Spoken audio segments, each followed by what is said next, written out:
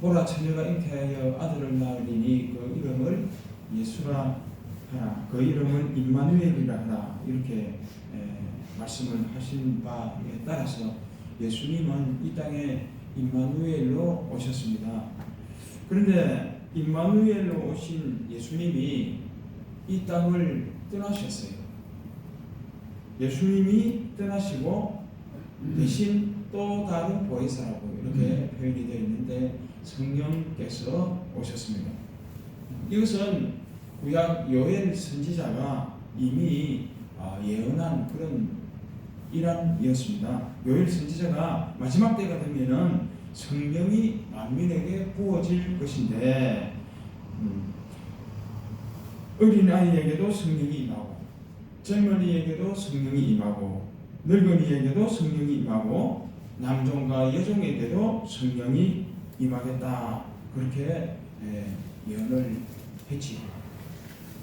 과연 그대로 죄인 중에 괴수라고 고백한 사도 바울에게도 그 성령께서 임했고, 또 오늘 이 자리에 서 있는 한없이 부족하고 또 어리석은 이 종에게도 성령이 임했습니다.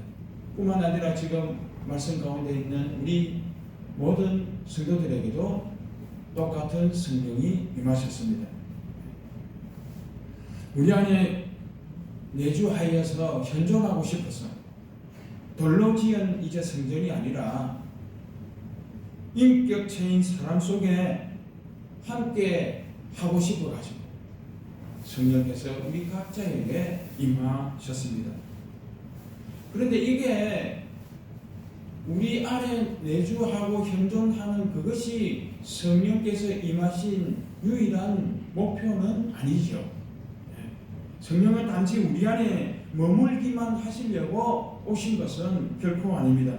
그냥 멍하니 뻗어난 보리자리처럼 그냥 그렇게 자신의 자리나 차지하고 있으려고 오신 것은 결코 아닙니다. 왜 오셨습니까? 왜 임마누엘을 원하십니까? 왜 우리 안에 들어오기를 원하신다고 하셨습니까? 우리를 변화시키기 위해서입니다. 우리를 새로운 피조물로 재창조하려고 그렇게 오신 것이요. 지금까지 죄와 죽음에 매여서 꼼짝없이 종로로 타던 그런 우리를 완전히 변화시켜가지고 예수 그리스도를 닮아가게 하시려고, 예수 그리스도와 함께 똑같이 세상을 사랑하고 사람을 사랑하며 살게 하시려고 우리 안에 현존하고 계시는 겁니다. 지금까지 우리가 살아왔던 방식, 전혀 그것과는 다른 삶의 방식, 가치관도 다르고 지향점도 다르고 살아가는 패턴도 다르고 그런 완전히 다른 삶을 살아가게 하시려고 오신 거죠. 우리가 지금까지 세상 나라의 삶을 살았다고 한다면 이제부터는 하나님 나라의 시민으로서 백성으로서 그에 걸맞는 그런 삶을 살게 하시려고, 지금까지 죽음살이를 해왔다면 이제부터는 생명살이를 살게 하려고 성령께서 우리 안에 현존하고 계신 것입니다. 우리 인생살이에는 두 길이 있습니다. 제가 누누이 말씀드리지만 하나는 죽음살이입니다. 죽음살이. 죽음의 덫에 갇혀가지고 거우적거리면서 최종 죽음에 삼킨 바 되는 그 인생살이가 바로 죽음살이입니다. 아무리 그가 이 세상에서 대단한 유명세를 끼치며 대단한 존경을 받으며 산 사람이라 할지라도 결국 죽음에 갇혀서 죽음의 아가리에 삼킨 바 되는 이상은 아무 의미가 없는 헛된 인생살이가 바로 죽음살이입니다. 또 하나는 생명살이입니다. 예수 그리스도를 믿음으로 생명의 길, 죽음살이에서 해방되어 가지고 예수 생명에 접붙임 바 된 그 인생살이가 바로 생명살이입니다. 그런데 이 생명살이를 우리가 온전히 살아가고 싶기는 하지만 이 세상이 아직 혼재되어 있는 세상이기에 우리 힘과 능력으로는 부족하다는 거예요. 그래서 성령께서 우리 안에, 우리 마음에 내주하여 오신 것입니다. 우리 안에서 변화의 삶을 살아갈 수 있도록 우리를 인도하시고 우리를 도와주시는 것입니다. 먼저는 어떤 일을 하시렵니까? 우리 인간 존재를 변화시켜 주는 거예요. 두 번째로는 존재가 변화되었다면 당연히 우리 인생의 삶이 변화될 것입니다. 그 작업을 하십니다. 그리고 세 번째로는 그런 사람들이 하나하나 모여가지고 세상 전체를 변화시키기 위해서 성령께서 오셨다는 거예요. 근데 이거 순서를 거꾸로 하면 결코 안 됩니다. 이거 세상에 무슨 운동하는 사람들 있잖아요. 무슨 주의하는 사람들 있습니다. 이거 거꾸로 하는 거예요. 자기 마음은 하나도, 자기 존재는 하나도 바뀌지 않은 채로 자기가 뭔가를 이루겠다고 의기표현해서 모이면 반드시 엉뚱한 길로 가게 되어 있습니다. 자, 이제 첫 번째, 성령께서는 뭐라고요? 우리 존재를 변화시키기 위해서 왔다고 했잖아요. 자, 존재 변화라고 하는 것은 성령께서 그러므로 하시는 가장 중요한 일이고 가장 근원적인 일이 되겠습니다. 성령이 하는 이 존재 변화를 가리켜 가지고 사도 요한은 그의 서신에서 뭐라고 합니까? 거듭남이다 라고 이렇게 표현했습니다. 사도 바울은 뭐라고 표현했습니까? 새로운 피조물이라 이렇게 표현했습니다. 베드로는 거룩하게 되는 것이다 이렇게 표현했습니다. 표현이 조금씩 다를지라도 똑같은 말입니다. 똑같은 말.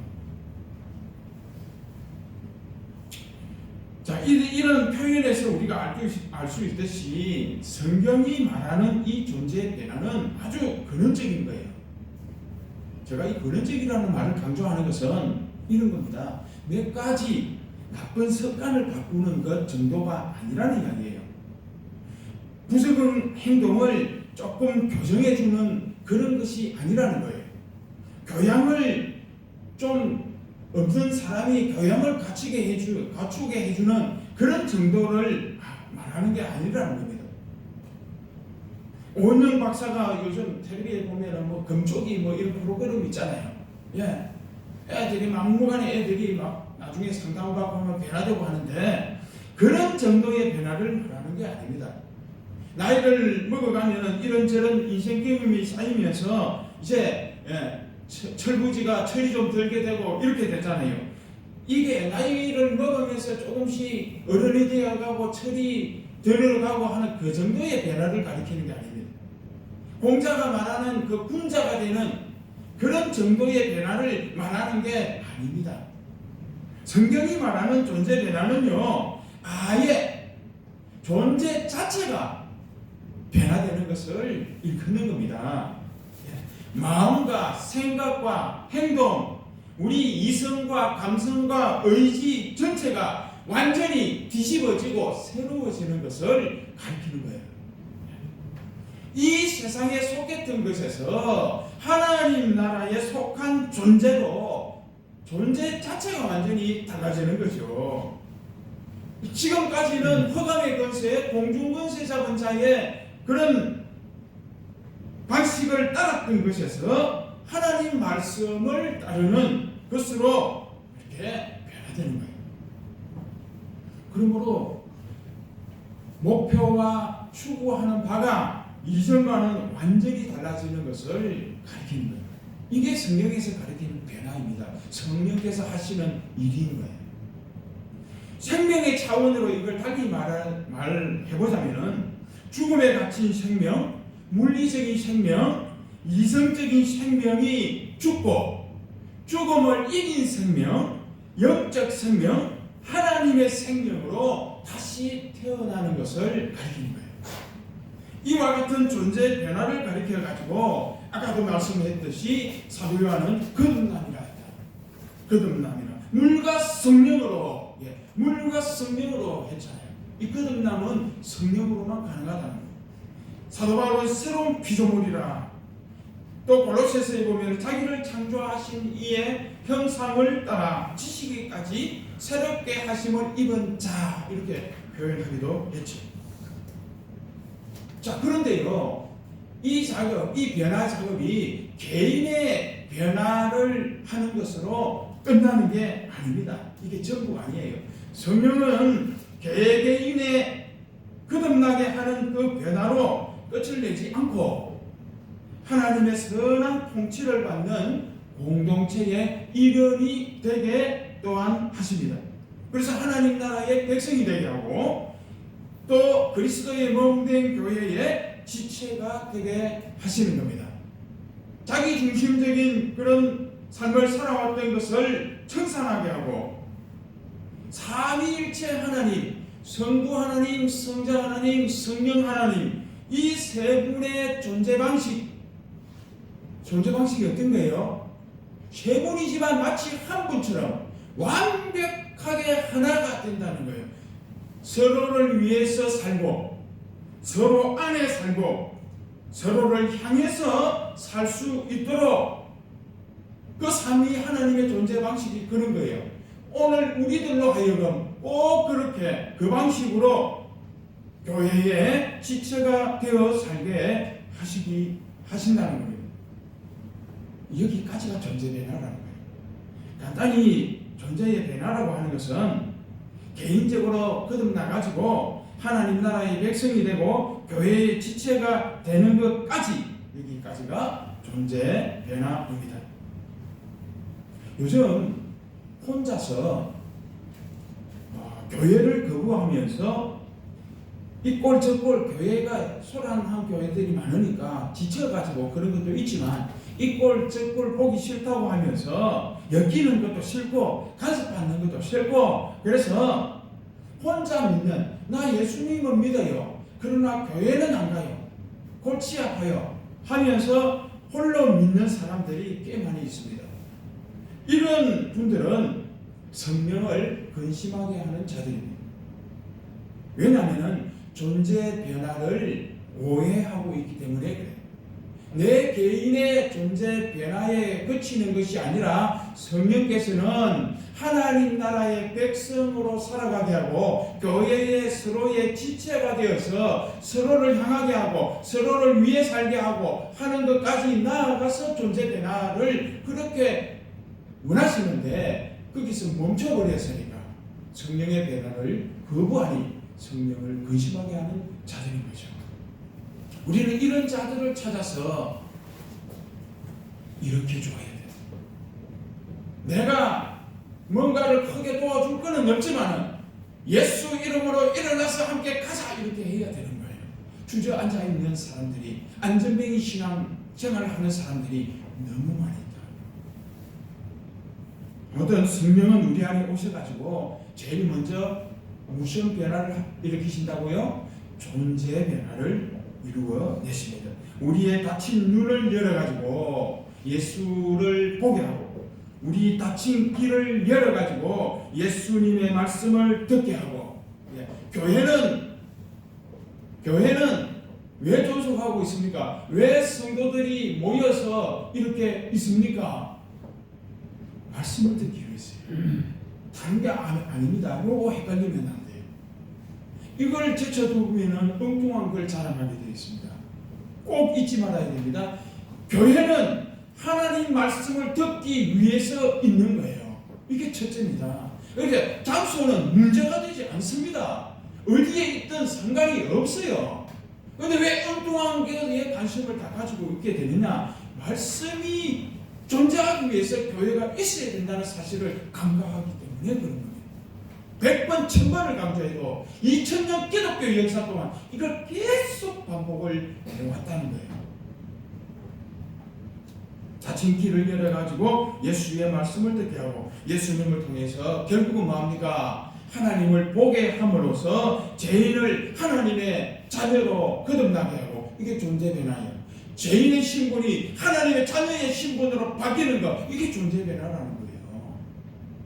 그에 걸맞는 옷을, 옛사람의 옷을 벗으라고 하잖아요. 그리고 하나님 나라의 신분에 맞는 옷을 입으면은 그에 걸맞는 삶을 살아가게 되는 거예요. 옷이 사람을 만든다고 하잖아요. 여러분, 옷을, 그 사람이 고대에는 어떤 옷을 입고 있느냐에 따라서 그 사람의 존재가 어떤 건지 바로 표현났습니다. 옷이 꼭 그 사람의 신분이고 그 사람의 존재예요. 그래서 성경에는 옷을 입어라 벗어라 소리를 많이 하고 있는 거예요. 이런 존재 변화가 일어나면 이건요, 철학이나 도덕이 그렇게 해주지를 못합니다.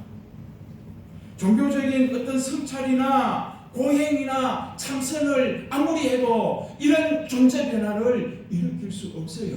고행이나 참선이나 이런 것은 자기를 깔아앉힐 수는 있습니다.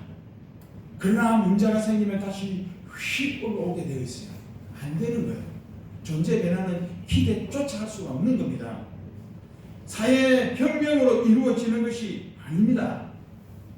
뭐라고요? 오직 성령으로만 이루어집니다. 하나님의 영인 성령이신 하나님만이 근원적인 우리의 존재 자체를 변화시킬 수가 있는 거예요. 따라서 존재의 변화가 성령께서 하시는 가장 중요한 임무예요. 중요한 일이고 근원적인 일인 것입니다. 두 번째로는 존재의 변화만으로 그치지 아니하고 반드시 어떻게 해요? 성령은 우리의 삶을 변화시켜 주신다는 겁니다. 성령이 우리 안에 오셔가지고 존재 변화를 이렇게 이끌어내신 이유가 여기에 있다는 거예요. 뭐 하게 하려고요? 변화된 삶을 살게 하시려고. 그래야 존재 변화가 되는 거예요. 내 안이 변하지 않으면 내 밖이 변하지 않습니다. 도덕은 자꾸 외적인 어떤 것을 바르게 해라 하는데 그거 갖고는 안 되는 거예요. 아무리 해도 안 됩니다. 왜? 내 존재가 안 변해 있는데 겉으로 아무리 이렇게 한들 그게 안 된다는 거예요. 그래서 안이 먼저 바뀌어야 돼요. 마음이 변화되어야 되는데 존재가 변화되어야 되는 거예요. 그래야 삶을 변화시킬 수가 있으니까. 그렇다면은 성령께서 이끌어내시려고 하는 삶의 변화라고 하는 것은 구체적으로 어떤 것이겠습니까? 한마디로 말씀드리면은 세상에 속한 삶에 해방시켜 주가지고 하나님 나라에 속한 삶으로 나아가게 하는 거예요. 애굽에 있는 이스라엘 백성들을 끄집어 내어가지고 광야 40년을 뱅뱅뱅뱅 돌게 하시고 그 다음에 가나안 땅에 넣으시는 것과 똑같은 거예요. 하나님 없는 삶에서 해방되어 가지고 하나님과 함께하는 삶으로 나아가게 하는 겁니다. 죽음살이에서 해방되어 가지고 생명살이로 나아가게 하는 거예요. 하나님은 우리를 나아가게 하시는 거예요. 생명으로 나아가게 하시는 겁니다. 우리의 삶은 본래 죽음살이라고 했잖아요. 저는 이 세상에 하나님 없이 살아가는 이 삶 자체를 죽음살이라고 명명한다고 했잖아요. 죽음살이에요. 하나님 없는 그 어떤 삶도, 그 어떤 부러워 보이는 삶도 다 죽음살이에요.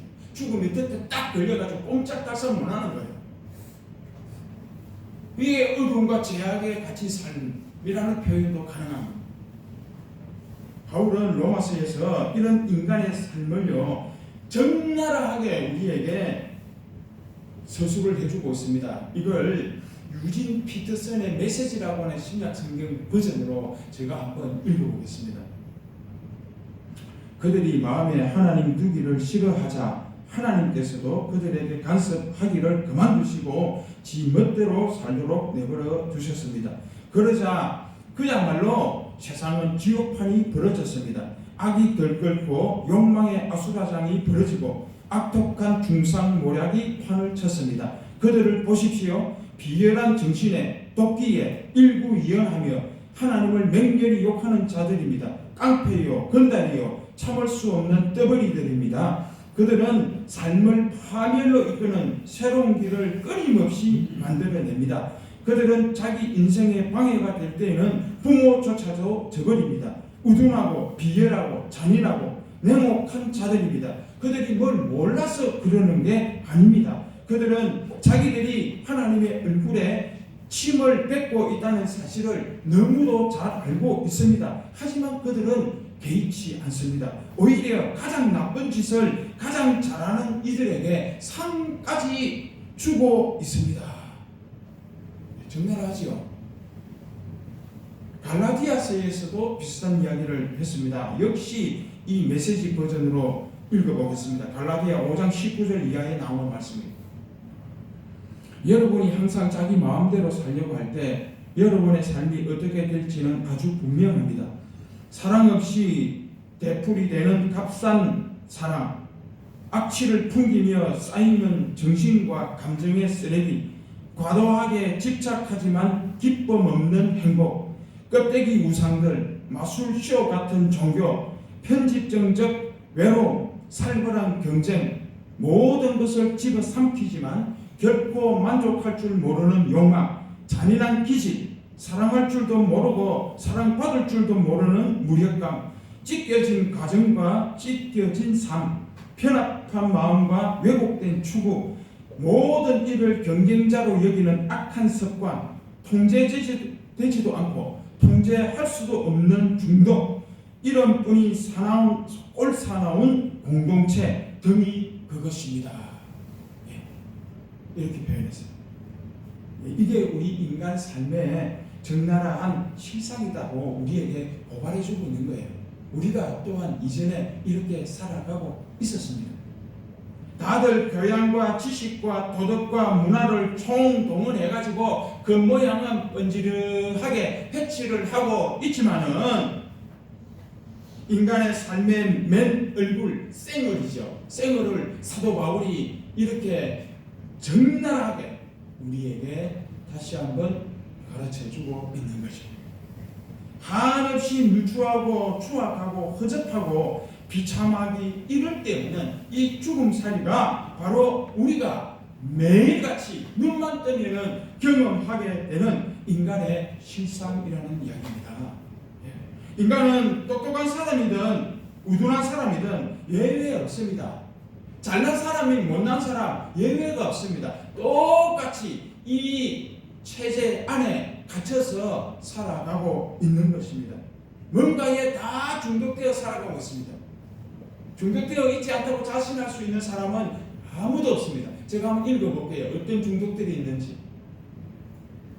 알코올 중독, 일 중독, 취미와 오락의 중독, 성공 중독, 성 중독, 완벽주의 중독, 인종 우월주의 중독, 이데올로기 중독, 무기력 중독, 전문가 중독, 믿음 중독, 자기 사랑 중독, 스마트폰 중독, 인터넷 게임 중독 등등. 근데 하나만 해당되는 경우도 잘 없어요. 인간 중에 하나 이상의 것에 적어도 중독되지 않은 사람은 없습니다. 저도 마찬가지입니다. 어둠과 제약의 굴레에 갇혀가지고 우리가 죽임살이를 하는 동안 우리 각자는 이처럼 표현한 뭔가의 중독에 다 빠져서 허우적거리며 살아가고 있습니다. 참으로 비참한 인간의 삶이 아닐 수가 없습니다. 그런데 성령은 바로 이러한 삶에서 우리를 자유하게 해주신다는 거예요. 해방시켜 주신다는 겁니다. 죽음의 덫과 중독에서 해방시켜주고 누추하고 추악하고 비참하기 이럴 데 없는 삶에서 해방시켜가지고 전혀 새로운 삶을 살게 해주십니다. 진리 안에서 자유케 해주시는 겁니다. 그 어떤 것에도 더 이상 얽매이지 않게 중독되지 않게 그리스도와 함께하는 삶을 살아갈 수 있게 해주신다. 죽음살이에서 해방시켜 생명살이를 살게 합니다. 이게 바로 뭐라고? 존재 변화라고, 삶의 변화라고 합니다. 자, 이 변화의 삶이 어떤 것인지 에베소서에서 오늘 본문에 자세히 나와 있습니다. 좀 더 쉬운 성경으로 제가 다시 한번 읽어봅니다. 여러분은 유혹의 욕심을 따라 썩어져 가는 구습을 따르는 옛 사람을 벗고 하나님을 따라 의와 진리의 거룩함으로 지으심을 받은 새 사람을 입었으니, 요게 여기까지가 존재변화예요. 거짓을 버리고, 자, 이거는 삶의 변화를 가리키는 겁니다. 거짓을 어떻게, 삶의 변화는 어떻게 살아야 된다는 걸 이야기하는 거예요. 거짓을 버리고 참된 것을 말하십시오. 분을 내어도 죄를 짓지 말며 해가 지도록 분을 품지 마십시오. 도둑질 하지 말고 가난한 자에게 구제할 수 있도록 자기 손으로 수고하여 선한 일을 하십시오. 무릇 더러운 말은 입 밖에도 내지 말고 오직 덕을 세우는 말만 하십시오. 하나님의 성령을 근심하게 하지 마십시오. 모든 악독과 노함과 분냄과 떠드는 것과 비방하는 것을 모든 악의와 함께 버리고 서로 친절하게 하며 불쌍히 여기며 서로 용서하기를 하나님이 그리스도 안에서 너희를 용서하심과 같이 하십시오. 어리석은 자가 되지 말고 주님의 뜻이 무엇인가 이해하십시오. 술 취하는 것은 방탕한 것이니 술 취하지 말고 오직 성령으로 충만함을 받으십시오. 시와 찬송과 신명한 노래들로 서로 화답하며 마음으로 주께 노래하십시오. 범사의 주 예수 그리스도의 이름으로 아버지 하나님께 감사하며 그리스도를 경외함으로 피차 복종하십시오. 이게 삶의 변화예요. 여기서 보다시피 변화된 삶이라는 게 뭐 그래 대단한 거 아닙니다. 대단한 거 가리키는 게 아니에요. 크고 무슨 세상이 깜짝 놀랄 만한 그런 위대한 성취를 하고 업적을 이루라 이렇게 기록하고 있지 않잖아요. 누구도 성취 못할 위대한 일을 해내라 이렇게 이야기하고 있지 않잖아요. 징기스칸 같이 뭐 세상에 엄청난 영토를 정복하라 이런 이야기 아니잖아요. 세상의 유토피아를 네가 한번 거쳐내보아라 뭐 이렇게 기록되어 있지 않잖아요. 그저 생활에 소소한 것들이 새로운 가치와 의미라는 형태로 전환되어지는 것 뿐입니다. 바울이 말한 그대로예요. 지금까지 우리가 살아가고 있는 소소한 삶 가운데서 늘 하고 있는 것들입니다. 그런데 그것들을 말 한마디를 하더라도 이제는 좀 더 덕스럽게 하라는 거예요. 남의 것 훔치지 말고 정직하게 일해가지고 먹고 나누라는 거예요. 먹고 나누라는 거예요. 먹고 싸라는 게 아닙니다. 상대에게 친절을 베풀고 불쌍히 여겨주라는 거예요. 허물을 덮어주고 용서해주라는 겁니다. 오죽하면 마음을 가지라는 거예요. 성령과 함께 사는 것, 이걸 늘 의식하라는 거예요. 반복되는 일상의 자잘한 일상에게 하나님께 그동안은 안 해왔던 감사를 하라는 거예요. 야, 이게 나는 이제까지 당연한 것인 줄 알았는데 이게 하나님의 은혜였고 하나님의 사랑이었구나, 감사합니다, 이렇게 살아라는 거예요. 이런 것들이 바로 변화된 삶의 실제예요. 다른 큰 하늘에서 배를 따내라 합니까? 바다 깊은 곳에 내려가가지고 뭐 보석을 캐내라면 뭐라 합니까? 아니잖아요. 그냥 일상에서 일어나는 하고 있는 것들을 성령 하나님을 의식하면서 그렇게 하라는 거예요. 이걸 다른 말로 표현하면요, 지금까지 살아왔던 그 허망한 것, 거짓된 것에 속지 말아라는 이야기예요. 사람들을 짓밟고 올라가는 것이 얼마나 허망하고 어리석은 것인지 알고 그 짓을 하지 말라는 거예요. 요양원에 일하는 분이 계시기 때문에 얘기를 하면서 듣습니다. 옛날에 제가 아는 분 경찰서장까지 하시고 호대가 아주 뻣뻣하고 높은 분이 요양원에 들어가 자기가 누군지도 모르고 그렇게 요양원에 생활을 하고 또 좀 다 받아줘야 숨을 쉬며 살아갈 수 있는 존재로 있다는 걸 내가 들었어요. 여러분, 세상에서 이야기하고 있는 것들은요, 허망한 것들이에요. 대통령을 이루면 뭐합니까? 저는 김영삼 대통령 간에 들어갈 때 깜뚜껑이라는 걸 TV 화면으로 본 적이 있어요. 그렇게 끙끙거리던 사람들도 충분히 잠잠하게 누워있더만, 작게 누워있더만. 이런 험한 것들에 속지에 말하라는 이야기입니다. 돈으로 지위로 갑질하는 것이 얼마나 치사하고 못난 것인지 알고, 돈으로 갑질할 분이 없어가지고 좀 땅스럽긴 한데, 이 서울 강남에 있는 교회에서 이런 이야기를 해야 돼요. 안 불러주시니까 못 가죠. 돈으로 갑질하지 말고 이게 얼마나 못난 것인지 그렇게 알아야 되는 거죠. 100년도 못 살면서 천년 만년 살 것처럼 싸우려고, 천년 살 것처럼 쌓지 말라는 게 아닙니다. 100년 살 것만큼만 쌓아가지고 살면 되는데, 천년 살 것처럼 싸우니 다른 사람이 가져갈 것까지 못 가져가게 되는 거예요. 짐승의 세계를 보십시오. 배부르면 옆에 와도 안 잡아먹고, 사자들은 그렇잖아요. 자기 배부르면 옆에 양이 와 있어도 안 잡아먹습니다. 근데 사람은 그렇지가 않아요. 하나님이 머리를 주시라니까 100년도 못 사는데 천년 살 것처럼 자꾸 쌓아가요.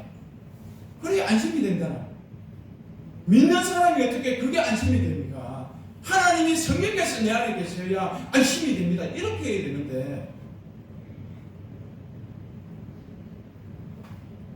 이런 걸 하지 않는 정도가 아니라 전혀 다른 방식으로 사는 것이라고 했죠. 전혀 다른 방식으로 사는.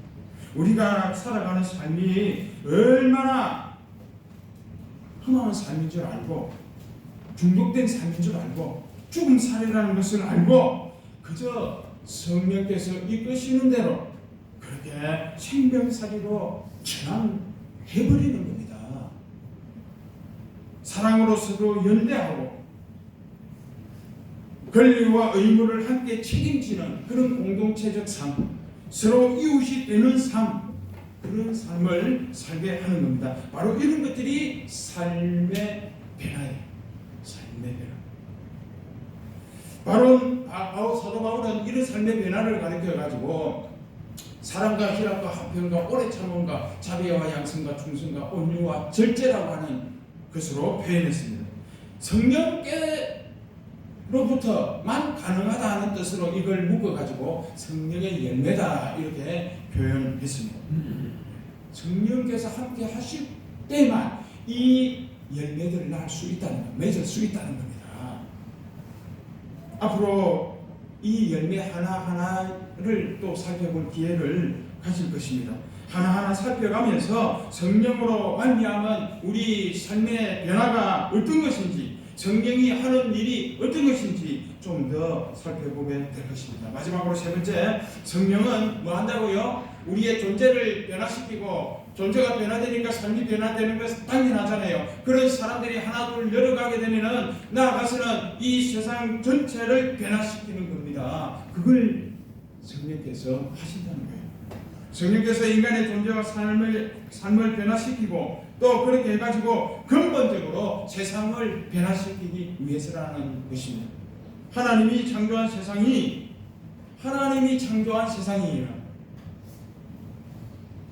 인간의 죄악에 짓밟혀가지고 최고의 자리에 우리 인간을 앉혀놓았더니 하는 짓이 하나님이 만드신 세상을 죄악으로 점철된 세상으로, 나락으로 떨어지게 만들어버렸죠. 그래서 세상이 지금 인간 때문에 신음하고 있습니다. 인간 때문에 신음하고 있습니다. 탄식하고 있습니다.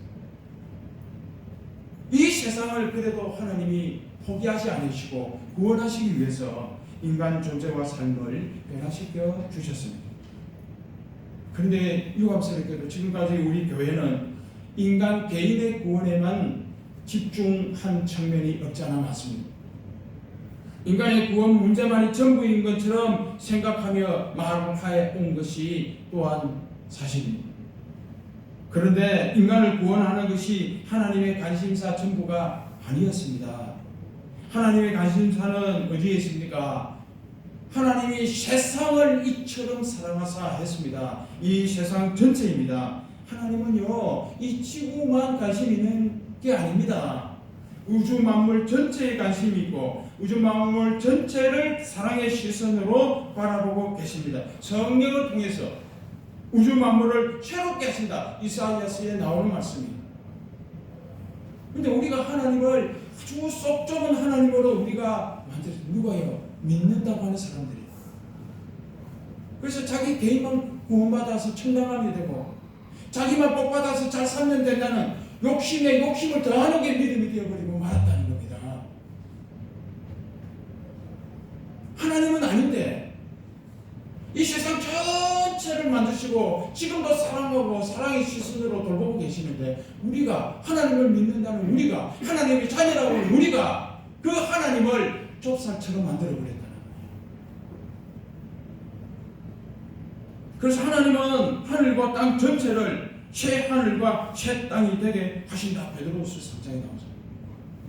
세상을 황폐하게 하는 우리 인간이 싸질러 놓은 거, 이 환경 문제, 얼마나 전쟁 문제, 질병 문제, 인권 문제, 정치적 문제 이런 것까지도 하나님이 가슴 안 하는 듯 하시지만 관여하시면서 세상을 지금 새롭게 하는 작업을 하고 계십니다.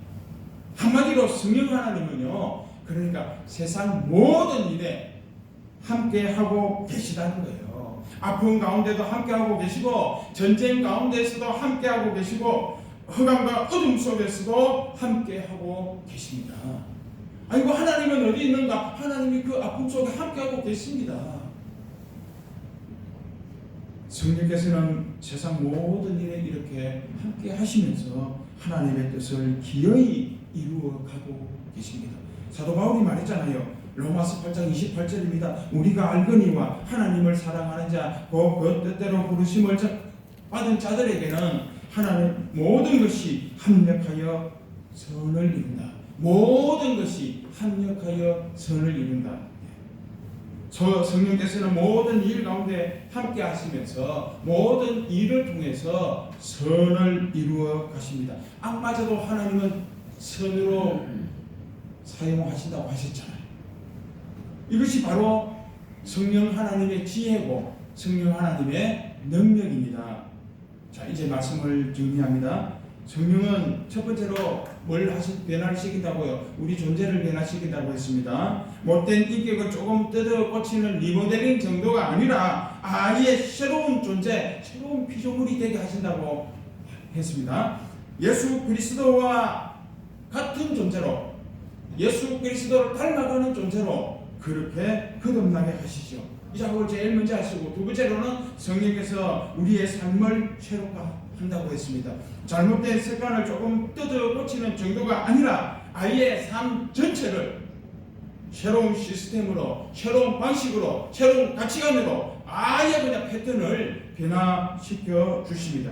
우리의 소소한 일상이 그러므로 달라지게 되는 것이에요. 겉으로 보면은 늘 똑같은 일상이 반복되는 것 같잖아요. 저녁에 자고 아침에 일어나고 밥 먹고 활동하고 점심 먹고 또 활동하고 저녁 먹고 또 자고 늘 일상이 지겨울 정도로 반복되는 것 같지만은, 그러나 이 존재 변화를 경험한 자들은 그 가운데서도 기쁨과 감사와 경이로움과 평안과 사랑의 능력이 우리 일상 속에서 면면히 흐르게 되는 것을 보게 된다는 겁니다.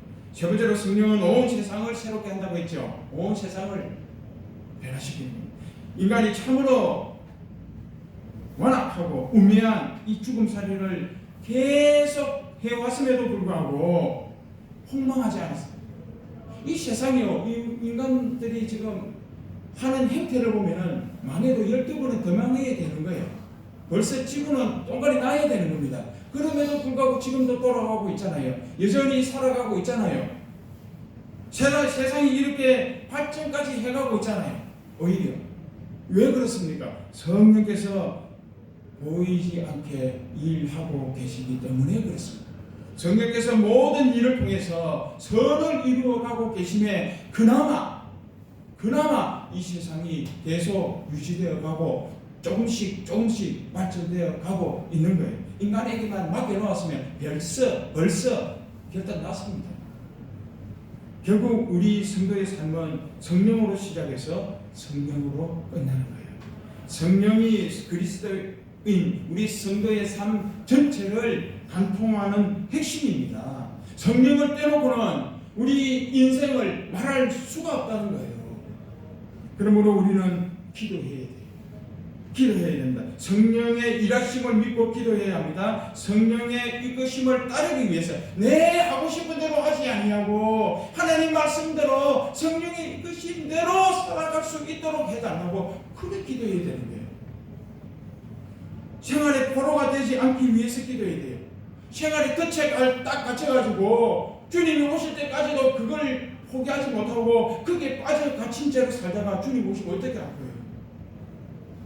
성령과 함께 하기 위해서 기도해야 합니다. 우리가 성령과 함께 살면은 소소한 일상 전부가 달라진다고 했잖아요. 그것을 반드시 기억하고 함께 성령과 함께 살기 위해서 기도해야 합니다. 하나님의 영이신 성령을 깊이 신뢰하고 성령으로 충만하기 위해서 우리는 기도해야 합니다. 그리고 성령 하나님께 내 주도권을 내어주기 위해 기도해야 합니다. 기도하겠습니다.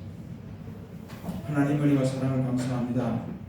성령께서 우리 안에 내주하셔서 우리를 변화시키고 삶을 변화시키고 세상을 변화시키는 작업을 하기를 기뻐하신다는 것에 대해서 말씀을 나누었습니다. 우리 교회와 우리 모든 지체들이 바로 이 성령과 동행하며 그 성령의 뜻을 늘 기억하며 성령의 방식을 따르기 위해서 기도하며 함께 한 방향으로 나아갈 수 있는 그런 교회와 그런 성도들 다 될 수 있도록 동행하여 주시고 인도하여 주옵소서. 감사를 드리며 예수님의 이름으로 기도하옵나이다. 아멘.